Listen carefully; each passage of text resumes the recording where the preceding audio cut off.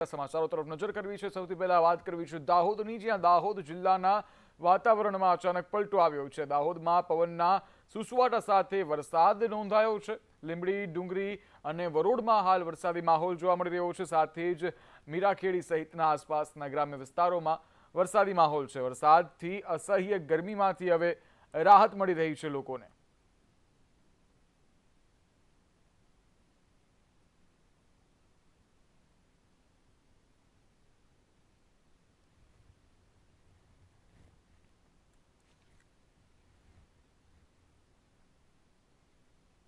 ત્યારે દાહોદમાં વિદ્યાર્થીની સાથે દુષ્કર્મ કરનાર નરાધમ આચાર્ય ગોવિંદ નટના કોર્ટે 5 દિવસના રિમાન્ડ મંજૂર કર્યા છે। પોલીસે 14 દિવસના રિમાન્ડની માંગણી કરી હતી, તેની સામે કોર્ટે 5 દિવસના રિમાન્ડ મંજૂર કર્યા છે। કોર્ટમાં આરોપી તરફથી કોઈ વકીલ હાજર ન રહેતા આરોપીએ જાતે જ કોર્ટમાં પોતાની દલીલો રજૂ કરી હતી। 5 દિવસના રિમાન્ડ બાદ આરોપીને હવે 27 સપ્ટેમ્બરે કોર્ટમાં રજૂ કરાશે।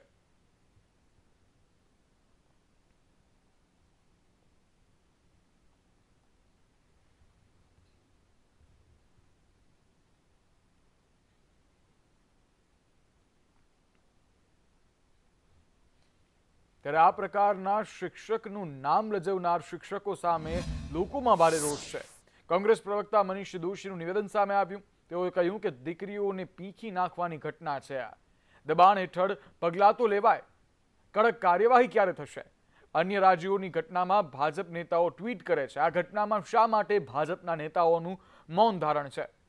જ્યારે પાર્થિવ રાજ દ્વારા કહેવામાં આવ્યું કે બાળકીની કરપીણ હત્યા કરવામાં આવી અને આ હત્યા કાળજું કંપાવનારી હત્યા છે। ગુજરાતની જનતા કેવી રીતે દીકરીઓને સુરક્ષિત રાખશે, મોટો પ્રશ્ન છે।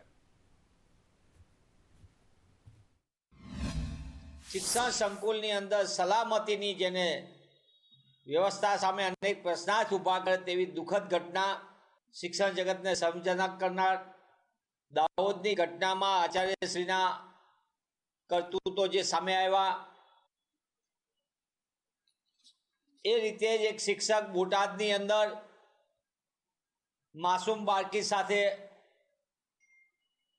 દુર્વ્યવહાર અને જે પ્રકારની ઘટનાઓ શાળા સંકુલમાં અને શૈક્ષણિક સંકુલમાં બની રહી છે, એ પછી ઉપલેટાની ઘટના હોય શૈક્ષણિક સંકુલની અંદર કે અન્ય જગ્યાની અંદર આજે એક યુનિવર્સિટીની ઘટના પણ સામે આવી, ખાનગી યુનિવર્સિટીની।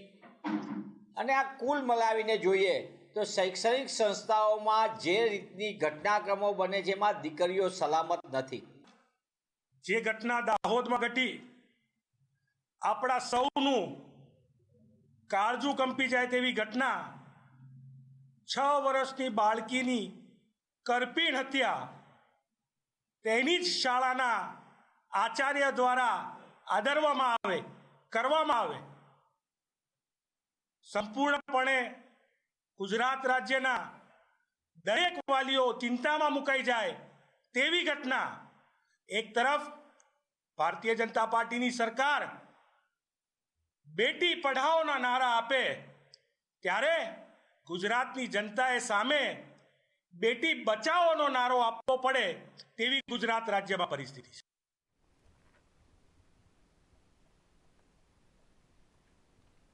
દાહોદના નરાધમ આચાર્ય ગોવિંદ નટ સાથે પૂર્વ મંત્રી અર્જુનસિંહનો ફોટો વાયરલ થતા અર્જુનસિંહે ખુલાસો આપતા કહ્યું કે મંત્રી હતો ત્યારે ફોટો પડાવ્યો હોઈ શકે। કોંગ્રેસ ખોટા મુદ્દા ઉઠાવીને લોકોને ગેરમાર્ગે દોરી રહી છે।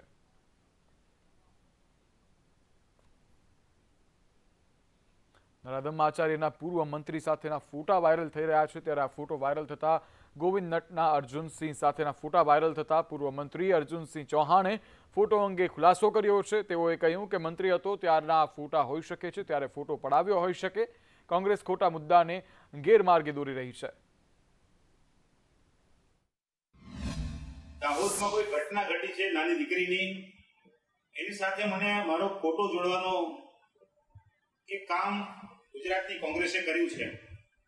વાત એટલી છે કે ભૂપેન્દ્ર પટેલ સાહેબની સરકારમાં મને 15 મહિના માટે કેબિનેટ મંત્રી તરીકે સેવા કરવાની તક મળી। આ કાર્યકાળ દરમિયાન હજારો લોકોએ મારી ઓફિસે કોઈ કાર્યક્રમમાં મારી સાથે ફોટા પડાવ્યા હોય। સ્વાભાવિક છે મંત્રી તરીકે એકબીજાને ઘેલછા પણ હોય છે. આપના માધ્યમથી, મીડિયાના માધ્યમથી આ ઘટનાને વખોડું છું. તો દાહોદની ઘટના મુદ્દે ગિરીબેન ઠાકોરનું પણ નિવેદન સામે આવ્યું. તેઓએ કહ્યું કે બાળકને માતા પિતા કરતાં વધુ ભરોસો ગુરુ પર હોય છે. આ ઘટના શિક્ષણ જગત માટે કાળા ડાઘ સમાન છે.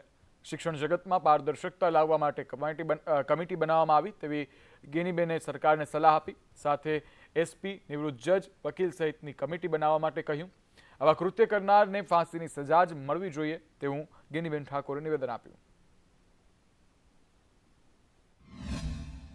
દાહોદની અંદર 6 વર્ષની દીકરી એની માતૃશ્રી એને સ્કૂલમાં મૂકવા જતી હતી ને સ્કૂલનો આચાર્ય એ ગાડી ઊભી રાખે ને એની માતૃશ્રીને આજે બાળક આપણું પોતાનું બાળક હોય કે આપણે એમ બોલીએ કે એ ફોર એપલ, તો નહીં કે અમારા સાહેબ એમ કહેતા હતા એ ફોર એપલ થાય. એટલે જ્યારે બાળક આપણા માતા પિતાથી પણ વધારે ભરોસો જ્યારે ગુરુજી ઉપર અને શિક્ષક ઉપર રાખતા હોય ત્યારે આ ઘટના એક શિક્ષણ જગતને કાળા ડાઘ સમાન છે. હું ભારતીય જનતા પાર્ટીને આ લોકોને કહેવા માગું છું કે ખરેખર શિક્ષણ જગતમાં હવે તમારે પારદર્શકતા લાવવી હોય તો આ માટેની એક ડિસ્ટ્રિક્ટ લેવલની, તાલુકા લેવલની, ગ્રામ્ય લેવલની કમિટીઓ બનવી જોઈએ. અમદાવાદ શહેરમાં રોગચાળો વકર્યો છે. ચાલુ માસમાં ડેન્ગ્યુના અદદ 394 કેસ નોંધાયા છે. મલેરિયાના 79 કેસ, ટાઇફોઇડના 404 કેસ નોંધાયા. જ્યારે કમળાની વાત કરીએ તો 342 કેસ નોંધાયા છે. જ્યારે ઝાડા ઉલટીના 351 કેસ અને બેક્ટેરિયલ તપાસ માટે 4301 પાણીના નમૂના પણ લેવામાં આવ્યા છે. આ પાણીના લીધેલા નમૂનામાંથી 87 નમૂનાઓ ફેલ થયા છે. ચાલુ માસમાં મચ્છર બ્રીડિંગ મળતા 28,924 એકમોને નોટિસ ફટકારાઈ છે. જ્યારે મચ્છર બ્રીડિંગ મળતા 1.52 કરોડ વહીવટી ચાર્જ વસૂલાયો છે. મલેરિયાના ચાલુ માસ દરમિયાન 79 કેસીસ, બી ફાલ્સીફેરમ પ્રકારના મલેરિયાના 4 કેસીસ, ડેન્ગ્યુના 394 કેસીસ અને ચિકનગુનિયાના 35 કેસીસ રિપોર્ટ થયેલા છે.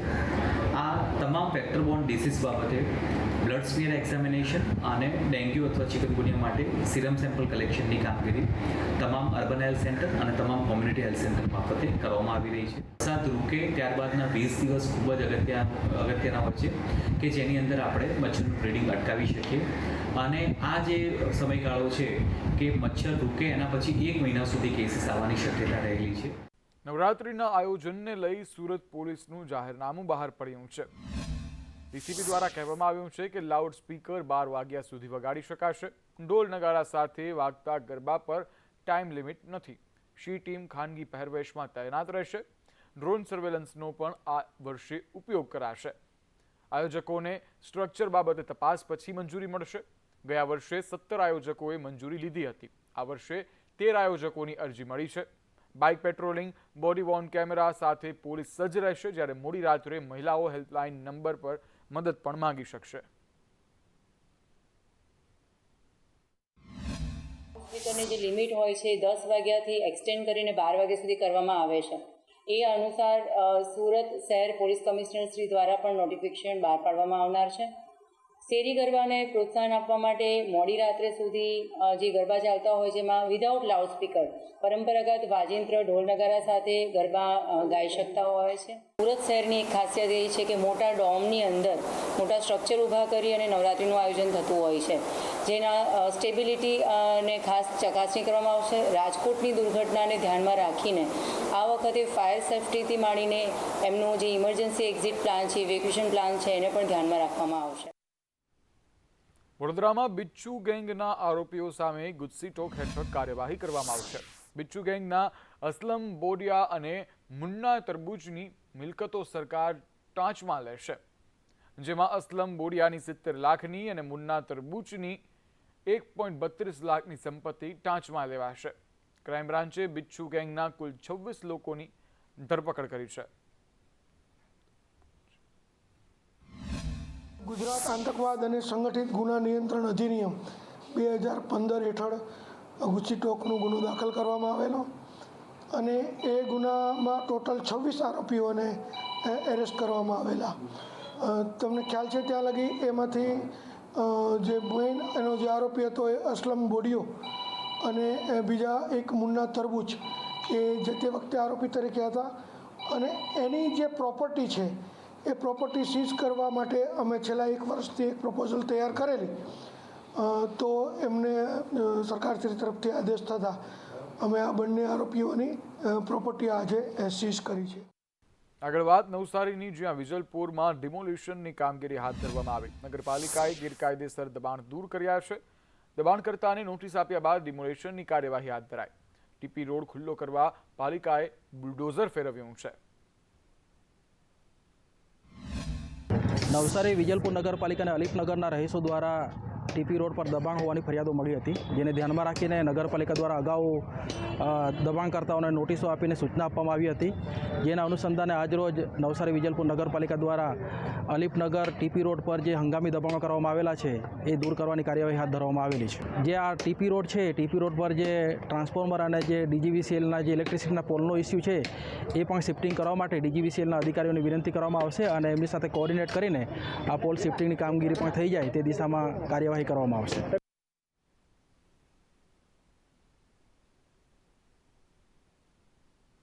એએમસીની કર્મચારીઓ સાથે બેવડી નીતિ જોવા મળી રહી છે. ગોમતીપુરમાં કર્મચારીઓને દસ્તાવેજ નથી આપ્યા. સિલ્વર સ્ટાફ ક્વાર્ટરમાં કર્મચારીની હાલત દયનીય જોવા મળી રહી છે.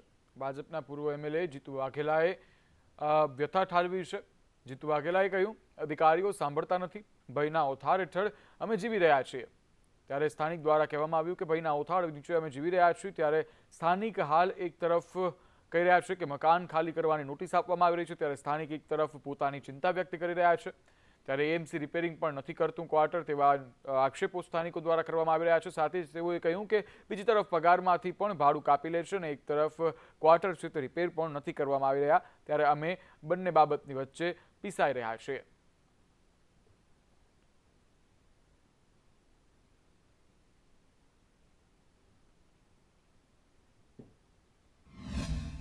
શું કહેશો, આ જર્જરિત મકાનમાં આપ કેમ રહી રહ્યા છો? નથી તમે રિપેરિંગ કરાવતા કે નથી કોર્પોરેશન, કેમ?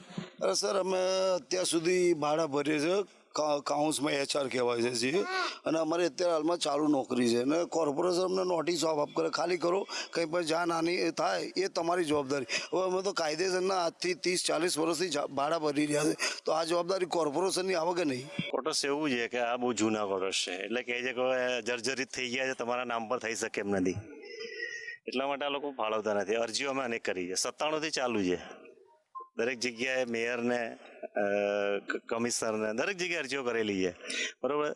9 થી 10 હજાર રૂપિયા ભાડું કાપે છે, તેમ છતાં કહે છે કે તમે મકાન ખાલી કરો. ખાલી કરીને ક્યાં જઈએ? અમે ચોથો વર્ગનો કર્મચારી છે, એની પાસે કંઈ બીજા મકાનો હોય નહીં, મુશ્કેલથી જીવતો હોય છે સાહેબ, બરાબર છે. હવે આ પરિસ્થિતિમાં આવી નોટિસો મોકલે છે. ઘર ઉપર ઝાડ પડી ગયો હતો ને એનાથી આખું મકાન જર્જરિત થઈ ગયું. હું જઉં છું ને કહું છું કે આને રિપેર કરો, તો કે ભાઈ અમારું કામ નથી. મેં કીધું અમને આને જગ્યા તમે રીડેવલપમેન્ટ કરીને વેચાણથી આપો, તો અમને કહે છે કે આ અમારા પેલું શું કહેવાય એમાં નહીં આવતું. કર્મચારીઓ, અધિકારીઓ કોઈ ઇન્ટરેસ્ટ નથી આ પૂર્વ વિસ્તારમાં, અને એમાં ગરીબ વિસ્તાર, ગરીબ અનુસૂચિત જાતિના લોકો રહેતા હોય. અને આ પરિસ્થિતિ કેવી છે કે આ ખોખરા વોર્ડમાં આવે, સાંભળી લો, ખોખરા વોર્ડ કેટલો દૂર થઈ જાય છે. અહીંથી અમારે મસ્ટર્ડ જવું હોય તો 4 કિલોમીટર દૂર જવું પડે મસ્ટર્ડ પર, કેટલું દૂર સાંભળે નહીં, પાણીની કોઈ સમસ્યા નહીં, ગટરની સમસ્યા, વારંવાર જ આ માત્ર અધિકારીઓ જ ગોળ ગોળ ફેરવતા હોય છે. કેમેરામેન ઉપેન્દ્ર ત્રિવેદી સાથે કશ્યપ જોશી, સંદેશ ન્યૂઝ, અમદાવાદ. આ સાથે આગળ વાત પાટનગર ગાંધીનગરની, જ્યાં આંગણવાડી બહેનો દ્વારા વિરોધ કરવામાં આવી રહ્યો છે. NRHMની કચેરીમાં 200થી વધુ મહિલાઓનો હોબાળો જોવા મળ્યો. NRHMની અંદર નોકરી કરતી મહિલાઓનો વિરોધ જોવા મળી રહ્યો છે. પગાર વધારવાની માંગ કરવામાં આવી રહી છે અને આ માંગ સાથે ગાંધીનગર આવ્યા છે તેઓ. 8 વર્ષથી પગાર ન વધ્યા હોવાનું આંગણવાડી બહેનો દ્વારા કહેવામાં આવી રહ્યું છે. સાથે જ કહી રહ્યા છે કે અમારું શોષણ થઈ રહ્યું છે. સખી મંડળમાં અમારો સમાવેશ કરવામાં આવ્યો હતો, બાદ અમને સખી મંડળમાંથી કાઢી મુકાયા. કુપોષણ દૂર કરવાવાળા કર્મીઓ કુપોષણથી પીડિત છે, ત્યારે અમારી નિમણૂક NRHMમાંથી કરવામાં આવે છે, જેથી અમારી પગાર વધવાની આશા છે. માંગ એક જ છે કે અમને NRHMમાં કરી દો, કારણ કે અમે આગળ જ્યારે હતા ને NRHMમાં અમારી પગાર વધતી હતી, પછી એના પછી NRHMમાંથી અમને આપણે એક પ્રોગ્રામમાં નાખી દીધો. પ્રોગ્રામમાંથી આજે 8 વર્ષ થયા, અમે 8 વર્ષથી દોડીએ છીએ, પણ જો અમારા પગાર વધવાનો ઠેકાણો હોય તો પેલા મેડમ જોડે જઈએ તો એ કંઈક બીજો જવાબ આપે, પેલા મેડમ જોઈએ તો કંઈક બીજો જવાબ આપે. તો કર્મચારી મહામંડળના આગેવાનોની મુખ્યમંત્રી સાથે બેઠક યોજાઈ. મુખ્યમંત્રી ભૂપેન્દ્ર પટેલ સાથે પડતર મુદ્દાઓ પર ચર્ચા કરાઈ. જૂની પેન્શન યોજના સહિત પડતર મુદ્દાઓ પર ચર્ચા કરવામાં આવી. પડતર પ્રશ્નો અંગે મુખ્યમંત્રી અધિકારીઓ સાથે ચર્ચા કરશે.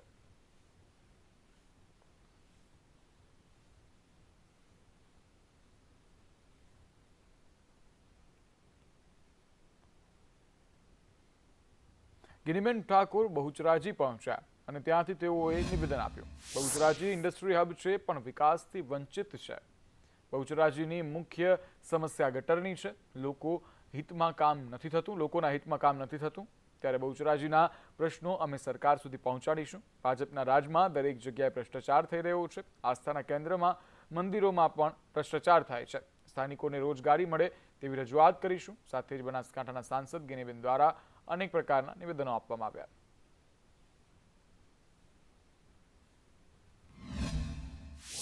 મેં તો એવું માન્યું હતું કે બહુચરાજી આખું ઇન્ડસ્ટ્રી છે એટલે ખૂબ સારો વિકાસ હશે, પણ કમસે કમ આવડું મોટું યાત્રાધામ હોય, લોકોની શ્રદ્ધાનું એક આસ્થાનું કેન્દ્ર આપણે સૌનું છે.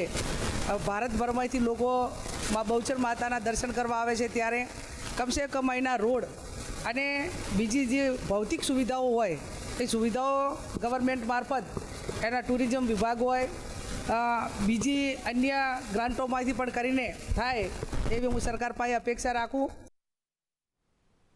છોટાઉદેપુરના સાંસદ જશુભાઈ રાઠવાના સમર્થનમાં કોંગ્રેસ સામે આવ્યું છે. જશુભાઈ રાઠવાએ કલેક્ટરને આવેદનપત્ર લખીને રજૂઆત કરી હતી કે અધિકારીઓ સાંસદ દ્વારા મંગાવવામાં આવતી માહિતી સમયસર આપતા નથી અને જે આપે છે તે અધૂરી હોય છે, જે ખૂબ ગંભીર બાબત છે.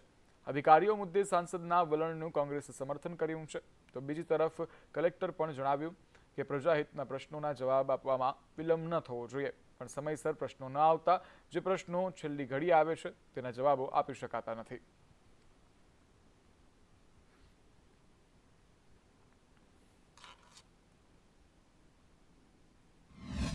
ખાસ મુદ્દો એ છે કે છોટાઉદેપુરના સાંસદશ્રીએ કલેક્ટરને પત્ર લખ્યો છે અને ફરિયાદ કરી છે કે એમનું સરકારી તંત્રના જે અધિકારીઓ સાંભળતા નથી. એમનું નહીં સાંભળતા એનો મતલબ કે ધારાસભ્યનું સાંભળતા નથી, તાલુકા જિલ્લા પંચાયતના પ્રમુખો છે, સભ્યો છે, એમનું સાંભળતા નથી. તો આ પ્રકારની સ્થિતિ જે છે ખૂબ ખરાબ છે અને જિલ્લામાં અનેક પ્રશ્નો છે. અમને લાગે છે કે માનનીય સાંસદ શ્રી ધારાસભ્યો આ પ્રશ્ન ઉઠાવી રહ્યા છે, પરંતુ એમની સરકારના અધિકારીઓ સાંભળતા નથી.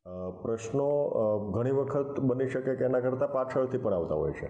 માનની સાંસદશ્રીનો જે કાગળ હતો એ સંકલનના 3 કે 4 દિવસ પહેલાં મળેલો હતો. એમ છતાંય આપણો પ્રયત્ન એવો હોય છે કે આપણે તમામ પ્રશ્નોના જવાબ આપી દઈએ.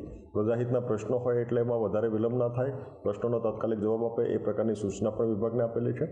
સ્વાભાવિક છે કે ઘણી વખત ખૂબ વધારે માહિતી હોય તો એ કિસ્સાની અંદર એનો તાત્કાલિક જવાબ આપી શકાતો નથી, પણ જો સમયસર આપણને પ્રશ્નો પૂછવામાં આવેલા હોય તો એમનો સમયસર આપણે જવાબ પણ આપી શકીએ છીએ. પ્રયત્ન એવો હોય છે કે તમામને સંકલનમાં, જેથી કરીને સંકલનની મિટિંગ થાય ત્યારે એની વિગતવાર ચર્ચા થઈ શકે.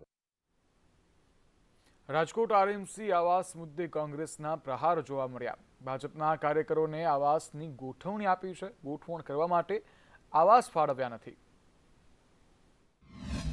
આની અંદર તો લોકાર્પણ થઈ ગયું પણ લોકોને આવાસો દેવામાં નથી આવ્યા. આજ 2 વર્ષ થઈ ગયા.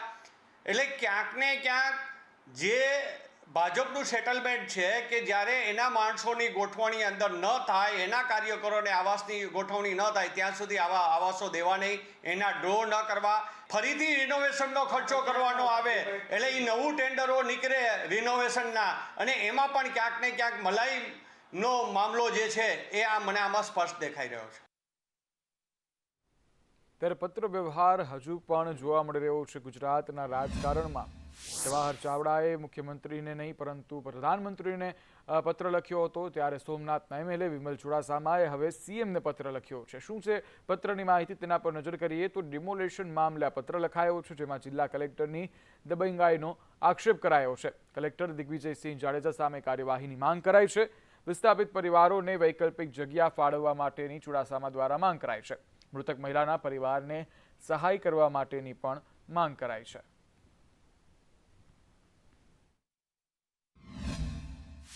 સમગ્ર ગીર સોમનાથ જિલ્લામાં 2 મહિનાથી ડેમોલેશન ગીર સોમનાથના કલેક્ટર દિગ્વિજયસિંહ જાડેજા દ્વારા કરવામાં આવ્યું છે.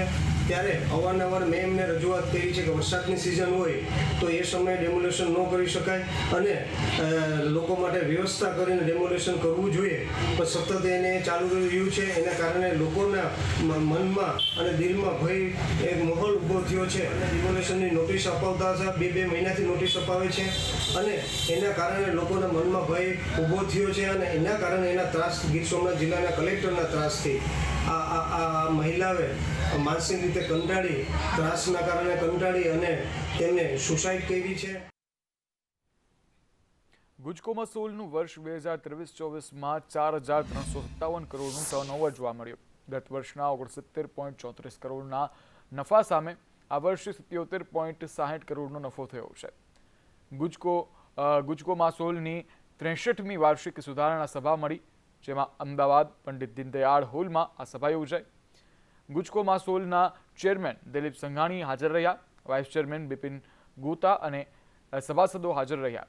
જોગવાઈઓ ખર્ચા બધું બાદ કરતા 20.42 કરોડનો નેટ નફો સામે આવી રહ્યો છે. ત્યારે બોર્ડ દ્વારા 20% ડિવિડન્ડની ભલામણ કરવામાં આવી છે. ત્યારે રિઝર્વ તથા અન્ય ફંડો વધીને 135.4 કરોડ થયા છે. કાયમી મિલકતોમાં 12.14 કરોડ જેટલો વધારો થયો છે. જ્યારે વર્ષના અંતે ઇન્વેસ્ટમેન્ટ 29.52 કરોડ છે, તે વધીને 30.72 કરોડ થયું છે.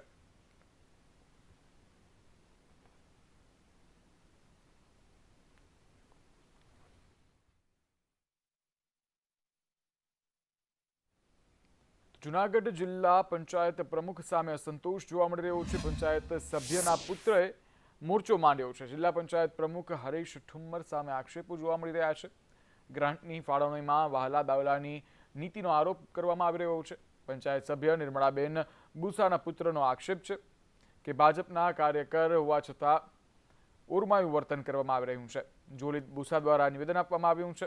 તેઓએ આ નિવેદન આપ્યું છે. ત્યારે પ્રમુખ સામે ચૂંટણી હારી જતા રાગદ્વેષ રાખ્યા છે તેવું પણ કહ્યું.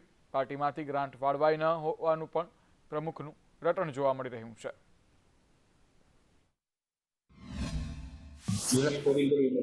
જૂનાગઢ જિલ્લાના પ્રમુખ શ્રી જિલ્લા પંચાયતના પ્રમુખ શ્રી હરેશભાઈ ઠુમ્મર ગ્રાન્ટ બાબતે મારી ઉપર વહાલા દવલાની નીતિ રાખે છે. ધારાસભ્યોની ચૂંટણી પૂર્ણ થયા પછી જ્યારે ગ્રાન્ટની ફાળવણી આવી જિલ્લા પંચાયતના સભ્યો દ્વારા, ત્યારે મેં મારા વિસ્તારોમાં ગ્રાન્ટ ફાળવવા માટેનો હરેશભાઈને લેટર આપ્યો. ત્યારે હરેશભાઈએ મને એવું કીધું કે ભાઈ તમને ગ્રાન્ટ આપવામાં આવશે નહીં. તો શા માટે મને ગ્રાન્ટ તમે મને ગ્રાન્ટ આપતા નથી? તો હરેશભાઈએ મને એવો જવાબ આપ્યો કે પાર્ટીની સૂચના છે કે તમને એક પણ પ્રકારની ગ્રાન્ટ આપવામાં આવશે નહીં.